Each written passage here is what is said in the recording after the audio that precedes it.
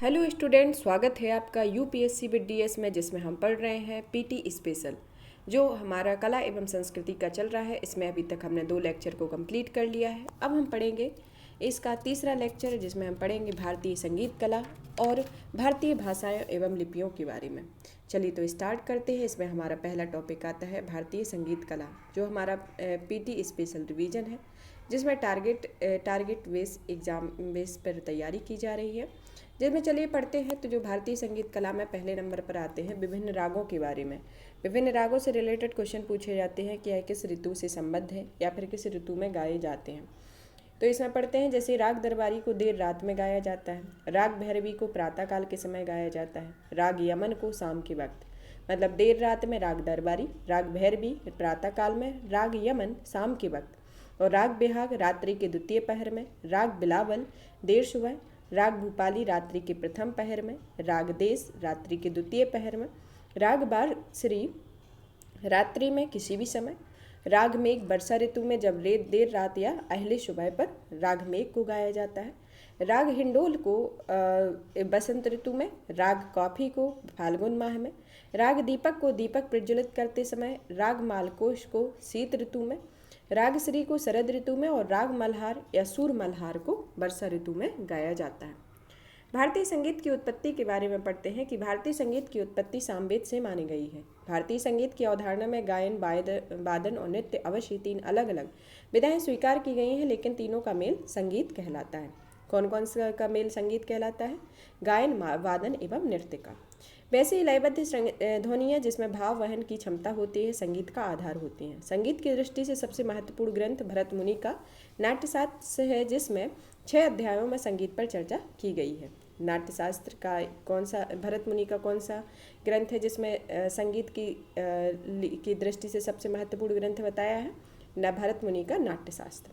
नाट्यशास्त्र में 6 रागों यथा राग भैरवी, राग हिंडोल, राग कौशिक, राग दीपक, राग श्री राग और राग मेघ का वर्णन किया गया है। जिसमें इस तरीके के राग हिंडोल जैसे बसंत ऋतु में गाया जाता है। राग कौशिक को गाया जाता है कब? राग कौशिक को अभी हमने पढ़ा हुआ है कि किस में गाया जाता है। और इसी तरह राग दीपक को, श्री राग को, राग मेघ को वर्णन मिलता है। इसको हमने अभी पहले इसकी एक संक्षिप्त में परिचर्चा देख ली है। भारतीय संगीत में 7 स्वर लय तय किए गए हैं, जिसमें सा षडज, रे ऋषभ, गा गांधार, मा मध्यम, पा पंचम, धा धैवत और नी निनाद को संबोधित करता है। सा रे गा मा पा धा नी में सा षडज, रे ऋषभ, गा गांधार, मा मध्यम, पा पंचम, धा धैवत और नी निनाद को इसके 7 स्वर दिए गए हैं। इसमें सा यानी षडज यानी पा यानी पंचम को अचल माना गया है, क्योंकि गाते समय ईश्वर अपने स्थान से आगे पीछे नहीं होते हैं। सा को और पा को। अब आता है राग के बारे में पढ़ते। राग क्या होते हैं? राग स्वर के साथ मिलकर उच्चारित करना राग कहलाता है। राग के 3 प्रकार होते हैं, ओणव राग और 5 प्रकार से प्रयुक्त होते हैं। दूसरा आता है श्रावण राग, जो 6 स्वर से प्रयुक्त होते हैं। फिर आते हैं संपूर्ण राग, जो सभी 7 स्वर होते हैं। ध्रुपद के संदर्भ में, ध्रुपदीय गायन की प्राचीनतम शैली होती है। इसका विकास 15वीं से 16वीं सदी में ग्वालियर के राजा मान सिंह के समय में हुआ था। इस समय मुगल बादशाह अकबर का शासनकाल था। ध्रुपद गायन में भक्ति का तत्व शामिल था और इसमें सुर और ताल का सुंदर समन्वय मिलता है। इसमें आलाप शुद्ध स्वरों की क्रमशः बढ़त को दर्शाता है, अर्थात स्वर की गति बढ़ती जाती है। इसमें प्रयोग मुख्य गायक ग्वालियर नरेश मानसिंह और तानसेन बैजू बावरा हैं, इसके प्रमुख गायक रहे हैं। ख्याल गायकी के संदर्भ में, ख्याल गायकी स्वरों की मुक्त उड़ान को सूचित करता है। वस्तुतः ध्रुपद गायन में स्वर विस्तार तथा कल्पना की छूट नहीं थी। ध्रुपद की इसी जकड़बंदी की प्रतिक्रिया स्वरूप ख्याल गायकी का जन्म हुआ और इस तरह ख्याल गायकी में बंधी बधाई चौखट को तोड़ दिया। ख्याल गायकी के विकास के साथ अमीर खुसरो तथा जौनपुर के सरकी वंश को जोड़ा जाता है। इस तरह ख्याल गायन भी भारतीय संगीत का प्रतिनिधि स्वर माना जाता है। ख्याल गायकों ने अपनी विशिष्ट शैलियों ने अपने गुरुओं की परंपरा स्थान विशेष में बांधकर सीखने के कारण अपनी गायकी को एक विशिष्ट घराने की मान्यता दिलाई, जिसमें प्रमुख घराने हैं ग्वालियर घराना, आगरा घराना, किराना घराना और जयपुर घराना आते हैं। अब पढ़ते हैं ठुमरी के बारे में। ठुमरी से क्या संबंधित विशेषता है? ठुमरी ने संगीत की काव्यमय अनुभूति को सरस बनाया और इसमें रागों के कठोरतम बंधन से मुक्त किया। वस्तुतः ख्याल की गंभीरता को कम करने के लिए ठुमरी का विकास हुआ। लखनऊ से ठुमरी का विकास माना जाता है और उस्ताद सादिक खां अली खां को इसके जनक के रूप में माने जाते हैं। अवध का कथक नृत्य ठुमरी गायन से विशेष रूप से संबंधित है और अवध के नवाब वाजिद अली शाह इसके प्रथम मुख्य संरक्षणकर्ता रहे हैं।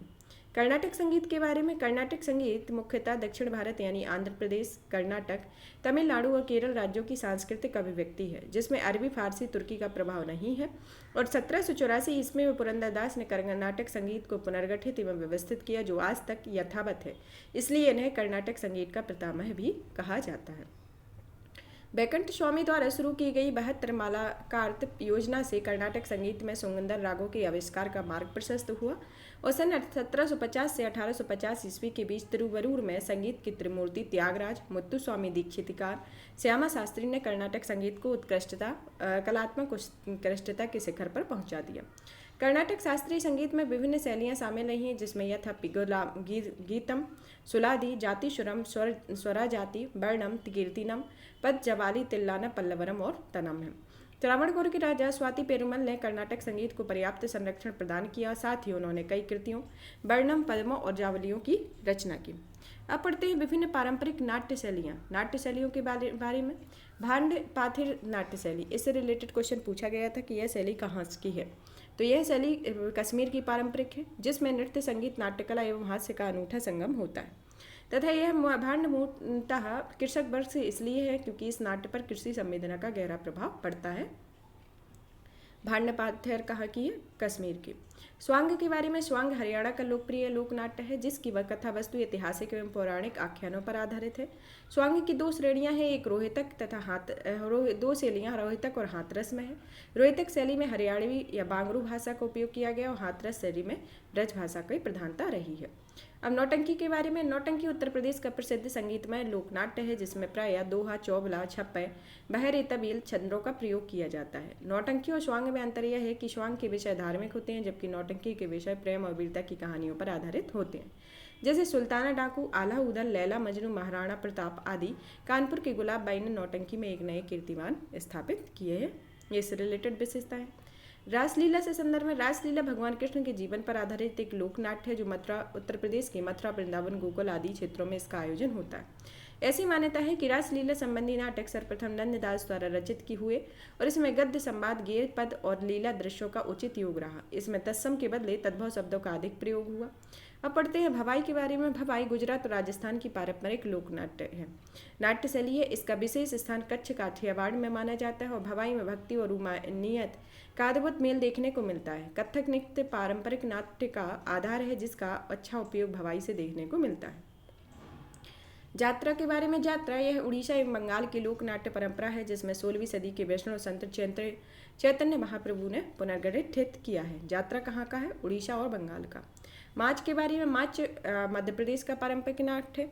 माच शब्द मंच और खेल दोनों अर्थों से इस्तेमाल किया जाता है। माच में पद्य की अधिकता होती है, जिसका मंचन होली के अवसर पर किया जाता है। माच के संवादों को बोल या तथा छंद योजना को बड़क कहते हैं। व इसकी धुनों को रंगत के नाम से जाना जाता है। माच की शब्दावली में माच के संवादों को बोल, छंद योजना को बड़ग और इसकी धुनों को रंगत कहा जाता है और ये माच मध्य प्रदेश की पारंपरिक नाट्य शैली है। अब पढ़ते हैं भवोना के बारे में। भवोना असम की अंकिया नाट्य की प्रस्तुति है। यह शैली में असम, बंगाल, उड़ीसा, वृंदावन, मथुरा आदि की सांस्कृतिक झलक मिलती है। इसका सूत्रधार दो भाषाओं में अपने को प्रकट करता है, पहले संस्कृत में, बाद में ब्रज बोली में, फिर तथा असमिया में इसको प्रकट करता है। फिर आता है तमाशा। तमाशा यह महाराष्ट्र की पारंपरिक नाट्य शैली है, जिसमें तमाशा लोकनाट्य में नृत्य क्रिया की पादिका स्त्री कलाकार होती है, जिसमें मुस्की कहा जाता है। अपने परिमार्जित रूप से यह पेशवा काल में विकसित हुआ तथा इसमें सामान्य जनजीवन के सामाजिक और सांस्कृतिक विषयों से संबंधित मुद्दों का प्रस्तुतिकरण होता है। इस लोकनाट्य में शास्त्रीय संगीत व लावड़ी नृत्य को भी समावेशित किया गया। अब पढ़ते हैं दशावतार के बारे में। यह कोंकण तथा गोवा क्षेत्र का अत्यंत विकसित नाट्य रूप है। प्रस्तुता पालन एवं सृजन के देवता भगवान विष्णु के 10 अवतार को प्रस्तुत करते हैं। शैलीगत साज श्रृंगार से परे दशावतार का प्रदर्शन करने वाले कलाकार लकड़ी व पेपर में का मुखौटा पहनते हैं। कृष्णाटम के बारे में, कृष्णाटम केरल का लोकनाट्य है जो 17वीं शताब्दी के मध्य कालीकट के महाराज मनवेदा के शासनकाल में अस्तित्व में आया। यह 8 नाटकों जिसमें अवतारम, कालियामर्दन, रास क्रीड़ा, कंसवधाम, स्वयंवरम, बाण युद्धम, विविध विधम, स्वर्गारोहण का श्रृंखलाबद्ध आयोजन है। यह लोकनाट्य भगवान कृष्ण के जीवन पर आधारित है। अब पढ़ते हैं मुडियेट्टू। मुडियेट्टू यह केरल का पारंपरिक लोकनाट्य है जो वृश्चिकम, जो नवंबर दिसंबर माह में काली मंदिरों में प्रदर्शित किया जाता है। इसमें गहरे साज श्रृंगार के आधार पर 7 चरित्रों का निरूपण किया गया है। कुटियाट्टम। कुटियाट्टम यह संस्कृत नाटकों की परंपरा पर आधारित एक केरल का सर्वाधिक प्राचीन पारंपरिक लोकनाट्य है। इसमें विभिन्न पात्र होते हैं जैसे चाक्यार जिसे अभिनेता, नामबियार वादक, नागयार स्त्री पात्र, सूत्रधार और विदूषक रहे हैं। इसमें सिर्फ विदूषक को ही बोलने की स्वतंत्रता है और हस्त मुद्राओं तथा नयन संचालन पर बल के देने के कारण यह नृत्य एवं नाट्य रूप एक विशिष्ट बन जाता है। एक विशिष्ट विभिन्न पारंपरिक शैलियाँ रही। इसमें लोकनाट्य और राज्य के बारे में देखते हैं जिसमें लोक नाटक है विदापत, यह बिहार का है लोक नाटक है। दासकटिया उड़ीसा का, पाला उड़ीसा का, ख्याल राजस्थान का, रम्मत बीकानेर, रम्मत से रिलेटेड क्वेश्चन पूछा जा चुका है। भंडेती बुंदेलखंड, अंकियानाइट असम, नोआला चंबा घाटी, करियाला हिमाचल प्रदेश, जसिन कश्मीर, गावटी मेवाड़ या राजस्थान और करवंजी तमिलनाडु का लोकनाट्य है। अब ये है यक्षगान। यक्षगान कहाँ का लोकनाट्य है? यह कर्नाटक का एक पारंपरिक लोकनाट्य है जो मिथकीय कथाओं तथा पुराणों तथा रामायण एवं महाभारत पर आधारित है। तेरुक्कुत यह तमिलनाडु का नृत्य एवं संगीत से युक्त नुक्कड़ नाटक है जिसमें सूत्रधार का काम एक विशेष पात्र काट्याकरण करता है और तेरुकुट्टू की विस्तृत विषय वस्तु के रूप में मूलतः द्रौपदी के जीवन चरित्र से संबंधित 8 नाटकों का चक्र होता है। इसमें संतान की प्राप्ति और अच्छी फसल हेतु द्रौपदी और मारियप्पन की आराधना की जाती है। यहाँ पर हमारे ये जो लोकनाट्य है वो फिनिश होते हैं। अब इसका नेक्स्ट टॉपिक आता है भारतीय युद्ध कला एवं परंपरागत खेल के बारे में पढ़ते हैं। युद्ध कला किसी शारीरिक हमले से बचाव के लिए प्रशिक्षण की परंपरा को कहती है। किसको कहते हैं युद्ध कला? जो किसी शारीरिक हमले से बचाव के लिए प्रशिक्षण की परंपरा होती है। यह भारत में बहुत पहले से विद्यमान रही और कुछ प्रसिद्ध भारतीय युद्ध कलाओं का परिचय इस प्रकार है, जिसमें पहला आता है कलारीपट्टू। कलारीपट्टू से रिलेटेड क्वेश्चन पूछा जा चुका है, मार्शल आर्ट से रिलेटेड। केरल स्थित दुनिया भर में मार्शल आर्ट का सबसे प्राचीनतम एवं वैज्ञानिक स्थल है कलारीपट्टू। यहाँ युद्ध कला का प्रशिक्षण कलारियाती नामक स्कूल में दिया जाता है। कलारी के प्रारंभिक प्रशिक्षण में देसी चिकित्सा विधियों को शामिल किया जाता है। इससे जुड़ी प्रशिक्षक मीनाक्षी अम्मा को वर्ष 2017 में पद्मश्री प्रदान किया गया है। अब आता है सिलाम्बम। सिलाम्बम ये तमिलनाडु में प्रचलित लाठी वाली युद्ध कला होती है। जो पांड्य शासकों ने इस कला को प्रश्रय दिया तथा तमिल ग्रंथ शिल्पाधिकार में इसका उल्लेख मिलता है। जब इसे बिना शस्त्रों के खेलते हैं तो कट्टू बरिशई कहा जाता है। शिल्पाधिकारकम से क्वेश्चन पूछा गया है कि यह कहाँ का ग्रंथ है, तो यह एक तमिल ग्रंथ है। कुछ अन्य युद्ध कलाएं हैं जैसे छिबी गदगा, यह मणिपुर की है। मर्दानी खेल महाराष्ट्र की, पारी गदा पश्चिम बंगाल की और कधी सामू आंध्र प्रदेश की और पाइका अखाड़ा उड़ीसा की। अब पढ़ते थांगटा और सरित सराका युद्ध कलाओं के बारे में। ये मणिपुर की प्राचीन युद्ध कलाएं हैं जिनका संबंध धार्मिक अनुष्ठान और नृत्य से भी रहा है। मणिपुर भाषा में थांग का आशय तलवार से तथा ता का आशय बर्छी से होता है। थांग ता को हुन लागोन भी कहते हैं और इसका प्रचलन मणिपुर के मैती समुदाय से ज़्यादा है। सरित सारक में हथियारों का प्रयोग नहीं होता। ठोड़ा के बारे में, यह हिमाचल प्रदेश की युद्ध कला है जिसमें धनुष बाण का प्रयोग होता है और बैसाखी और अन्य शुभ अवसरों पर होने वाले इस कौशल प्रदर्शन को कौरवों और पांडवों की तर्ज पर खेला जाता है। अब आते हैं गतका। गतका यह युद्ध कला का प्रचलन खेल सिख समुदाय और पंजाब में हुआ। इसका अभ्यास बतौर खेल एवं अनुष्ठान दोनों किस प्रकार से होता है। यह हमारी प्रमुख युद्ध कलाएं हैं जिससे रिलेटेड क्वेश्चन एक आध आ जाते हैं कभी कभार, तो इनको याद कर लेना है। अब पढ़ते हैं खेल के बारे में। खेल असोन आप और असोन ताले आप निकोबारी जनजाति के बीच प्रचलित यह खेल नौका दौड़ और रेत पर दौड़ से संबंधित है। क्रीप सालदू यह निकोबर में होने वाली परंपरागत कुश्ती है। धोपा खेल यह असम का लोकप्रिय खेल है जो बसंत ऋतु में बिहू पर खेला जाता है। बल्लम कली यह केरल की प्रसिद्ध सर्प नौका दौड़ है जो ओणम के दिन आयोजित होती है। हियांग तन्नाबा यह मणिपुर की नौका दौड़ है, लाई हरोवा उत्सव पर आयोजित होती है। लामजे मणिपुर की वार्षिक दौड़। इनसुकनावर मिजोरम की लोकप्रिय खेल। जलीकट्टू तमिलनाडु में पोंगल पर्व पर बैल पर नियंत्रित करने वाला खेल है जिसे मंजू बिरट्टू भी कहते हैं। इसी वर्ष 2014 में भारतीय पशु कल्याण बोर्ड के केस पर सुप्रीम कोर्ट ने जलीकट्टू खेल में बैल के इस्तेमाल पर प्रतिबंध लगा दिया था और जलीकट्टू से रिलेटेड क्वेश्चन एग्जाम में पूछा गया है। किंतु वहां की जनता और सरकार की मांग पर केंद्र सरकार ने सुप्रीम कोर्ट ने अपील की और अंतरिम आदेश पर यह खेल 2017 में पुनः प्रारंभ हुआ। यहाँ पर यह हमारे परंपरागत खेल और भारतीय युद्ध कला के बारे में टॉपिक फिनिश होता है। अब नेक्स्ट टॉपिक स्टार्ट करते हैं। प्रमुख भारतीय भाषाएं एवं लिपियों के बारे में पढ़ते हैं। क्या भारत की भारतीय भाषाएं रही और क्या क्या लिपियां रही, उन सब का विस्तृत अध्ययन करते हैं। चलिए तो पढ़ते हैं सबसे पहले भारतीय भाषाओं के बारे में। भारतीय भाषा में भारत भारतीय भाषाओं से परिपूर्ण देश है। यहाँ अनेक प्रकार की भाषाएं एवं बोलियां अस्तित्व में हैं। भारतीय भाषाओं का वर्गीकरण मुख्यतः 4 भाषा परिवारों के अंतर्गत किया जाता है, जिसमें आती है पहली आर्य भाषा परिवार, दूसरा द्रविड़ भाषा परिवार, तीसरा आता है ऑस्ट्रिक भाषा परिवार और चौथा आता है चीनी तिब्बती भाषा परिवार। आर्य भाषा परिवार, द्रविड़ भाषा परिवार, ऑस्ट्रिक भाषा परिवार और चीनी तिब्बती भाषा परिवार आता है। आर्य भाषा परिवार में भाषा की 2/3 से अधिक आबादी इसी परिवार की भाषाएं बोलती हैं। भारत की कितनी आबादी? 2/3 आबादी। इस परिवार का संबंध आर्यों से हो रहे इस प्रमुख भाषा परिवार की आधार भाषा संस्कृत मानी गई है। इसमें समृद्ध भाषाएं हैं संस्कृत, मराठी, बंगाली, हिंदी, पंजाबी, गुजराती, उड़िया, असमी, सिंधी, उर्दू, कश्मीरी, मैथिली, डोंगरू और राजस्थानी है। अब आता है द्रविड़ भाषा परिवार में। यह भाषा भारत के दक्षिणी हिस्से में बोली जाती है, जिसमें विभिन्न भाषाओं का एक परिवार है। इस भाषा परिवार में मुख्य रूप से तमिल, मलयालम, कन्नड़ और तेलुगु भाषाएं आती हैं। ऑस्ट्रिक भाषा परिवार से संबंधित है। यह पूर्वी तथा मध्य भारत के वन क्षेत्रों तथा पहाड़ी इलाकों में प्रचलित भाषाएं हैं और इस भाषा परिवार की सदस्य हैं। ये भाषाएं हैं संथाली, मुंडा, उराव, मान, खमेर, गोंडी और मंदारी आती हैं। चीनी तिब्बती भाषा परिवार में भारत के उत्तर पूर्वी हिस्से में बोली जाने वाली भाषाएं होती हैं, जिसमें लद्दाखी, तिब्बती, नागा, कचिन, सेखा, चंबा, लाहुली, किलेपचा, आरका, डफला, बोडो, मिसमी आदि भाषाएं इसमें सम्मिलित हैं। अब आती है 8वीं अनुसूची में भाषाएं, कौन कौन सी भाषाएं शामिल हैं और कितना प्रतिशत भाषाओं इसमें सम्मिलित है। भारत की 97% आबादी सिर्फ 23 भाषा ही बोलती है, जिसमें 22 भाषाओं को की 8वीं अनुसूची में रखा गया। मूल संविधान में 14 भाषाओं को 8वीं अनुसूची में स्थान दिया गया था। ये थी संस्कृत, हिंदी, बांग्ला, उर्दू, मराठी, तमिल, तेलुगु, मलयालम, कन्नड़, पंजाबी, गुजराती, कश्मीर, असमिया और उड़िया है। आगे 21वें संविधान संशोधन 1967 के तहत द्वारा सिंधी को और 71वें संविधान संशोधन अधिनियम 1992 के द्वारा कोंकणी को और मणिपुरी एवं नेपाली को कोंकणी, मणिपुरी, नेपाली को 1971वें संविधान संशोधन 1992 के तहत और 92वें संविधान संशोधन 2003 के तहत बोडो, डोंगरी, संथाली, मैथिली को संविधान की 8वीं अनुसूची में जगह मिली है, जिसमें 2003 में बोडो, डोंगरी और संथाली और मैथिली को।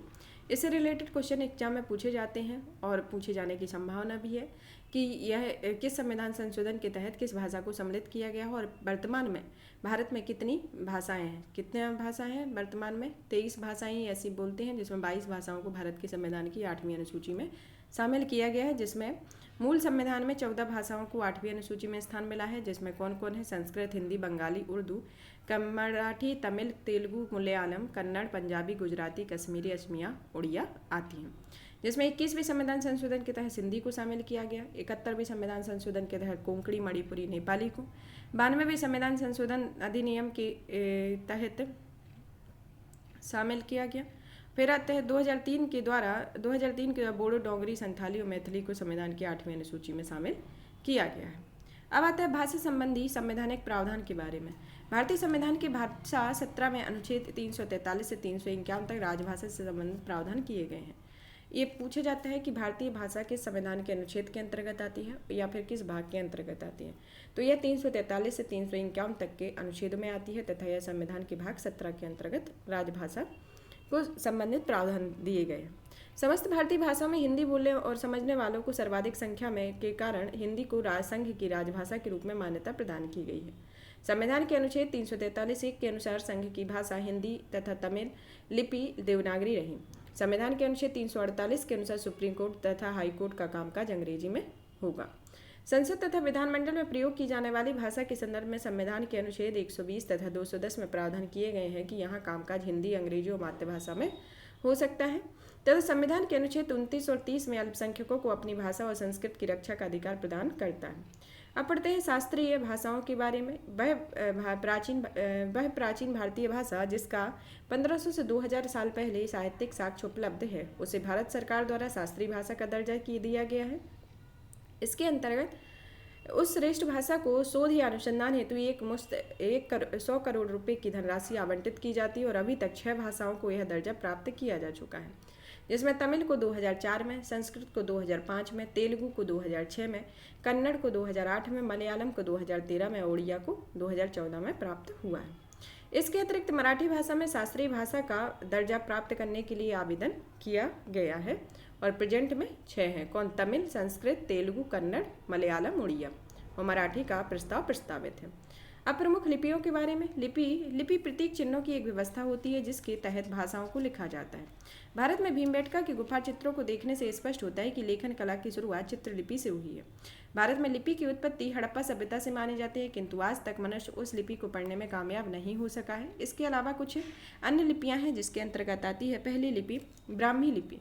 ब्राह्मी लिपि भारत की अधिकांश लिपियों की जननी है तथा इसका उपयोग सम्राट अशोक के लेखों में हुआ है। 25 से ईसा पूर्व से 350 ईसा पूर्व तक इसका एक ही रूप मिलता है, लेकिन बाद में इसके 2 विभाजन मिलते हैं, जिसे उत्तरी धारा और दक्षिणी धारा में विभाजित किया गया। ब्राह्मी लिपि की उत्तरी धारा में गुप्त लिपि, कुटिल लिपि, शारदा और देवनागरी को रखा गया है और दक्षिणी धारा में तेलुगु, कन्नड़, तमिल, कलिंग ग्रंथ, मध्य देशी और पश्चिमी लिपि शामिल है।